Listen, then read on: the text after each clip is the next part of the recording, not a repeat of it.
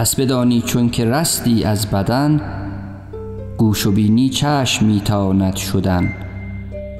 راست گفته است آن شه شیرین زبان، چشم گردد مو به موی عارفان.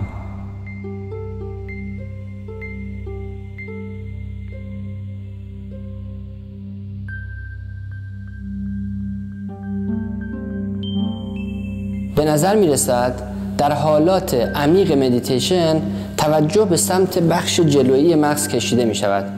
جهت تعمیق توجه در این مرحله می توان به شیوه زیر عمل کرد. ابتدا زمینه تاریک یا نیمه تاریک پشت پلک‌ها و جلو پیشانی پدیدار می گردد.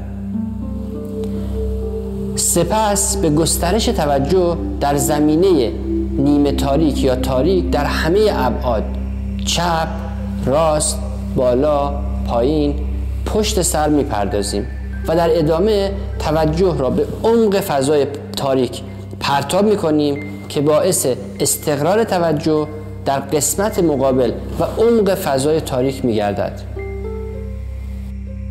جهت نفوذ توجه در اعماق این فضا با کمک یک مارپیچ مخروطی شکل به گونه‌ای که قاعده آن منطبق بر جلو پیشانی و رأس آن در عمق فضاست و با ترسیم مارپیچ از بیرون به سمت مرکز این فرایند را تسریع می‌کنیم.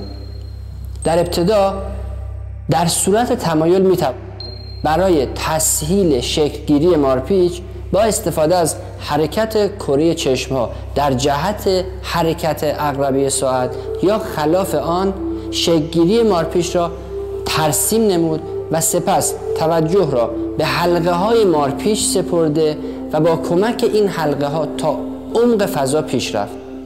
در اینجا ممکن است تداعی های مختلفی همراه با شکلگیری مارپیچ و کشیده شدن توجه به درون آن پدیدار شوند که به حرکت و شکلگیری آن سرعت میبخشند.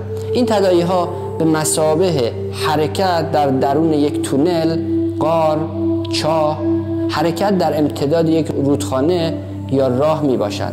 اگر در انتهای یا میانه راه اشکال، تصاویر و رنگ‌های مختلف پدیدار شوند و ساختار تونل محو گردد، به صورت یک ناظر آگاه باقی مانده و ظهور آنها را بدون دخالت در محتوا و فرایند تماشا می‌کنیم.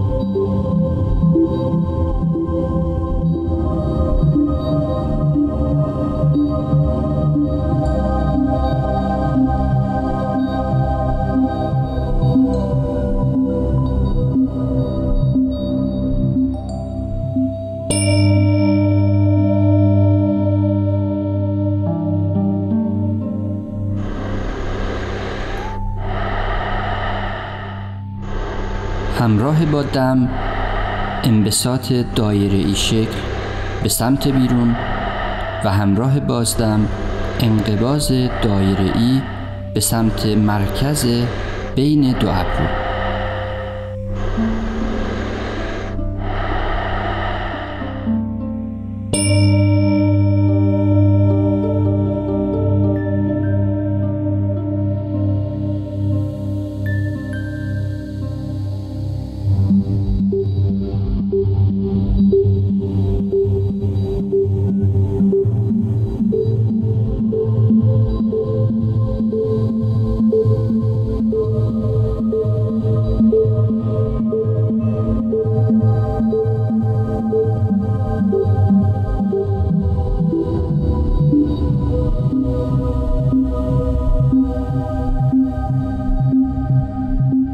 به شکلگیری مخروط‌های آگاه باشید که همراه با دم از فاصله بین دو ابرو به سمت فضای درون سر و همراه با بازدم به سمت بیرون گسترده می شوند.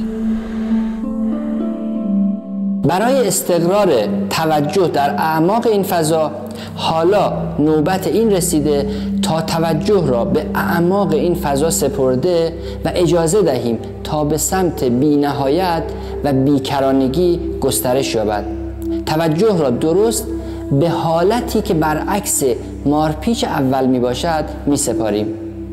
از مرکز بین دو ابرو شروع به ترسیم مارپیچ مخروطی شکل از درون به بیرون می نماییم، به گونه‌ای که ضمن حرکت به سمت اعماق فضا شعاع آن به سمت قاعده گسترش یابد. اما هیچ پایانی برای قاعده مارپیچ وجود نداشته و این قاعده به سمت حالت بی نهایت و بیکرانگی پیش می رود.